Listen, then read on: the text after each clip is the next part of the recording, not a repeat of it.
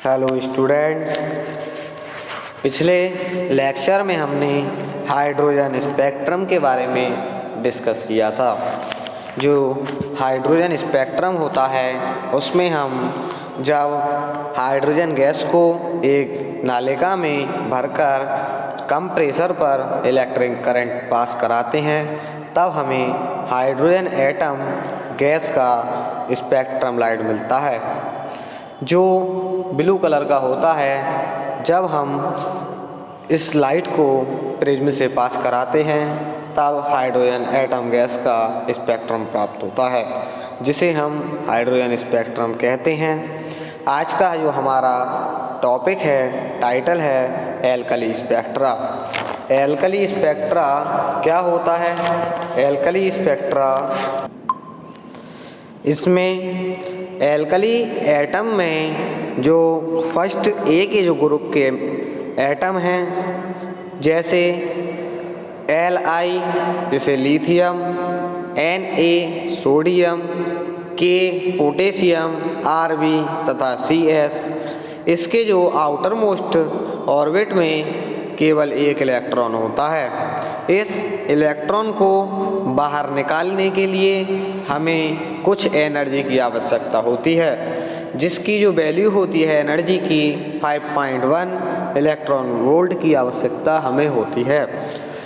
जबकि इसके जो नीचे की ऑर्बिट के जो इलेक्ट्रॉन होते हैं उन्हें निकालने के लिए हमें 47.3 इलेक्ट्रॉन वोल्ट की एनर्जी की आवश्यकता होती है। इसका अर्थ है कि जो बाहर के इलेक्ट्रॉन हैं वह लूजली बाउंडेड होते हैं और जो अंदर के इलेक्ट्रॉन होते हैं वह स्ट्रांगली बाउंडेड होते हैं। इसलिए जो इसे हम एल्कली स्पेक्ट्रम कहते हैं और इस स्पेक्ट्रम को हम वन इलेक्ट्रॉन स्पेक्ट्रम भी कहते हैं। यह है हमारा topic alkali spectra. In this previous lecture we have learned the quantum mechanics treatment of hydrogen atom। जैसा हमने बताया, हमने पिछले लेक्चर में आपको क्वांटम मैकेनिक्स का हाइड्रोजन एटम पढ़ा था। This similar picture is not able to explain the alkali atom. The other element is the first group of periodic table. इसमें जो अभी बताया, पीरियोडिक टेबल की जो फर्स्ट ए जो टेबल है, ग्रुप हैं, उसके एलिमेंट इसमें आते हैं। Here we will discuss the development of the theory to explain the alkali spectra। हम डिस्कस करेंगे डेवलपमेंट की थ्योरी की एल्कली स्पेक्ट्रा के। We will also elaborate the concept behind the modification of the potential required to explain the observation is alkali atom। जो alkali atom होता है इसमें the absorption spectra of alkali vapours जैसे lithium, sodium, potassium, rubidium, जैसे हमने आपको बताए, appear quite similar many respects to the observation spectrum of H atom. They are only displaced to a considerable extent. इसे हम डिस्प्ले कर सकते हैं तथा कंसीडर कर सकते हैं toward longer wavelength. These spectra also consist of a series of lines with regularly decreasing separation and decreasing intensity। जो इसकी जो सीरीज होती हैं उसमें जो लाइंस होती हैं वह रेगुलरली डिक्रीजिंग सेपरेशन होती हैं तथा डिक्रीजिंग इंटेंसिटी की होती हैं। It can not however be represented by a formula completely analogous to the Bohr formula. जो आपको यहाँ पर फार्मूला दिखाया गया है यह है बोहर फार्मूला के नाम से बताया गया है। ऑन द अदर हैंड, अन्य शब्दों में हम कहें, since the lines converge to a limit we must be able to represent them as difference between two terms। इसमें जो डिफरेंस दिखाया गया है वह टू टर्म्स के बीच पहली जो टर्म्स है टी पी एस तथा दूसरी टर्म इसमें R upon M plus P का स्क्वायर। इसमें दोनों में डिफरेंस आपको बताया है, डिफरेंस बिटवीन टू टर्म्स। जो हमारा रेडबर्ग फॉर्मूला होता है वह B equal to T P S minus R upon M plus P का होल स्क्वायर। यहाँ पर जो m है m इक्वल टू 2 3 होता है। P इज ए कांस्टेंट, यहाँ पर P क्या है, कांस्टेंट है जिसे हम क्वांटम डिफेक्ट कहते हैं। और जो यहाँ पर TPS है उसे हम सीरीज़ लिमिट कहते हैं। TPS को हम सीरीज़ लिमिट कहते हैं तथा this series is known as principal series. इस सीरीज़ को हम प्रिंसिपल सीरीज कहते हैं। देखिए जो हमारी सीरीज होती हैं in additional to this may be observed for the alkalis, they are diffused, sharp and Bergmann series. यह हमारी सीरीज जो होती हैं इसमें 4 प्रकार की होती हैं। पहला हमने अभी बताया प्रिंसिपल सीरीज जिसका फॉर्मूला अभी आपने देखा था। दूसरी सीरीज होती है शार्प सीरीज, तीसरी सीरीज होती है डिफ्यूज सीरीज, चौथी होती है हमारी फंडामेंटल सीरीज जिसे हम बार्गमैन सीरीज भी कहते हैं। जो आपको फॉर्मूले दिखाए गए हैं वह चारों सीरीज के फॉर्मूले हैं। अभी हमने प्रिंसिपल सीरीज का फॉर्मूला आपको बताया। दूसरा फॉर्मूला है शार्प सीरीज। इसमें B equal to T S S minus R upon M plus S का स्क्वायर, m इक्वल टू 2 3। यहाँ पर m की वैल्यू जो है वह 2 3 है।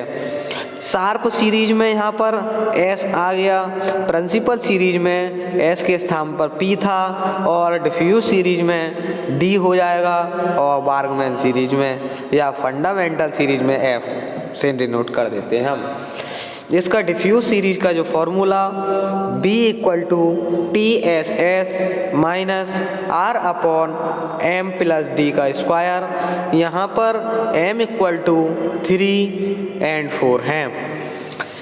चौथी सीरीज फंडामेंटल सीरीज का formula B equal to T B S minus R upon M plus F का होल स्क्वायर। यहाँ पर m की जो वैल्यू है वह 4 तथा 5 है। यह जो इन चारों सीरीज का इन सीरीज बनने के बाद जो हमें एक सिलेक्शन रूल प्राप्त होता है वह वर्क करता है इन सीरीज के लिए। वह क्या होता है आपके सामने लिखा हुआ है selection rule, del n equal to 0 1 2 3 and so on, del l equal to plus minus 1। यह हमारा सिलेक्शन रूल होता है। इसमें as an example sodium energy level and transition are given figure. जो अभी हम दिखा रहे हैं आपको सोडियम का यह एनर्जी लेवल है। इसमें सोडियम एटम की एनर्जी लेवल तथा ट्रांजिशन आपको शो की गई हैं। जो सबसे पहले है हमने ऊपर से स्टार्ट करा है 0 electron volt energy, -1 electron volt, -2 3 -4 -5 electron volt तक है। इसमें पहली सीरीज हमें दिखाई गई है प्रिंसिपल सीरीज, दूसरी शार्प सीरीज, तीसरी जो लेयर बनी हुई हैं डिफ्यूज सीरीज की हैं, चौथी हैं फंडामेंटल सीरीज की। इसमें जो प्रिंसिपल सीरीज के जो ट्रांजिशंस हैं वह L इक्वल टू 1 के लिए हैं। इसमें 4p 5p तथा 6p में हैं। और जो दूसरी सीरीज है शार्प सीरीज, इस सीरीज में जो इलेक्ट्रॉन हैं वह शार्प सीरीज से ऑर्बिटल में से डिफ्यूज सीरीज में जंप करते हैं, डी सीरीज में जंप करते हैं, तब हमें शार्प सीरीज हमें प्राप्त हो जाती है। इसी प्रकार जो डिफ्यूज सीरीज है उसके इलेक्ट्रॉन होते हैं वह डी ऑर्बिट में जंप करते हैं। जैसे 3p से हमारा डिफ्यूज सीरीज के एटम निकले 3d, 4d, 5d तथा 6d में पहुँचे। इसी प्रकार जो फंडामेंटल सीरीज होती है उसमें डी ऑर्बिट में से जो इलेक्ट्रॉन निकलते हैं वह एफ ऑर्बिट में जंप कर लेते हैं, तब जो हमारी सीरीज दिखाई गई है 4f, 5f और 6f जो है इसमें दिखाया गया है। इसी प्रकार जो हमारे एग्जाम्पल होते हैं उसमें हम लिथियम का भी बना सकते हैं, पोटेशियम का भी बना सकते हैं। As a specific example, we consider the alkali metal such as lithium, sodium and potassium, which come from group first of the periodic table, जो कि periodic table के फर्स्ट ग्रुप के एटम्स होते हैं। They have one valence electron outside filled inner shell, जो एक electron जो है वो बैलेंस करने के लिए आउटसाइड से फिल करते हैं। They are therefore approximately one electron system, इसे हम वन इलेक्ट्रॉन सिस्टम भी कहते हैं। And can be understood by introducing a phenomenological number called the quantum defect to describe the energy, इसे हम क्वांटम डिफेक्ट भी कहते हैं। हम एनर्जीज की किस प्रकार कंसीडर करेंगे? Let us consider the sodium atom. The optical spectra are determined by excitation of the outermost 3s electron. The energy of each N(L) term of the valence electron is given by, इसमें हम N और L के रूप में term में हम energy का formula हमारा E equal to -R/N minus del L का स्क्वायर। यह यहाँ पर N जो है वह 3 के इक्वल या 3 से बड़ा होगा। डेल L यहाँ पर जो है वह क्वांटम डिफेक्ट है। नीचे सोडियम एटम का न्यूक्लियस है, इसमें जो इलेक्ट्रॉन दिखाए गए हैं आपको। The quantum defect del Sy introduced empirically to account for the optical spectra, इसे हम ऑप्टिकल स्पेक्ट्रा में डिफाइन करते हैं। In principle it should depend on both N and L, जो प्रिंसिपल होता है वह N तथा L पर ही डिपेंड करता है, but it is found experimentally to depend mainly on L as given the following table, जो एक्सपेरिमेंटली में हमारा केवल L का ही यूज़ होता है, L में ही डिपेंड करता है। आपको टेबल दिखाई गई है balance of quantum defect for sodium के लिए, जिसमें L इक्वल टू 0, 1, 2, 3। जब हम N की वैल्यू 3, 4, 5, 6 रखेंगे तब हमारी ये सब वैल्यू हमें आ जाएंगी। नेक्स्ट हमें hydrogen energy level, sodium energy level के हमें डायग्राम दिखाए गए हैं, जिसमें प्रिंसिपल सीरीज, शार्प सीरीज और डिफ्यूज सीरीज और तथा फंडामेंटल सीरीज के यहाँ पर दिखाया गया है। इसमें दोनों में कंपैरिजन दिखाया है, हाइड्रोजन एनर्जी लेवल तथा सोडियम एनर्जी लेवल में। Energy levels be different. L have different energies. In other words, L decreasing removed. दूसरा, from the hydrogen atom energy level, it can be described because energy depend on N only. यहाँ पर energy होगी वह N पर ही depend करेगी।